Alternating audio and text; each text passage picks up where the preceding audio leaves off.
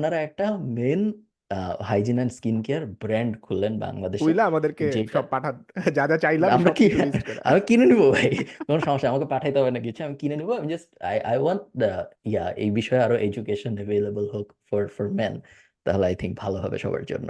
But brand jokes of part, আমি যখন actually এইটা নিয়ে মোটিভেটেড হয়ে যখন অ্যাকচুয়ালি কিনতে গেছি, আয়েলের উপর যখন প্রোডাক্টগুলোর দাম আমি দেখছি, হ্যাঁ, আমি মাপ চাইছি যে এই অনেক দাম। স্ক্রিন কেয়ার রুটিন মেনটেন করতে হলে আমার ইনকাম ডাবল করা লাগবে।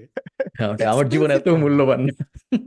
হ্যাঁ, হ্যাঁ, এক্সপেন্সিভ, ইম্পোর্ট হলে আরো বেশি এক্সপেন্সিভ হয়ে যায়। তো এই দেখা যাক, আই থিঙ্ক আরো আগামী 5-10 বছর, আমাদের অনেক আগে একটা মেন কেয়ার ব্লগ ছিল, আমরা বেচছিলাম, আমার এই মুহূর্তে নাম মনে পড়তেছে না, মেন somethingformen.com এই টাইপ একটা ব্লগ ছিল আমাদের, পরে আমরা বেচে দিছিলাম।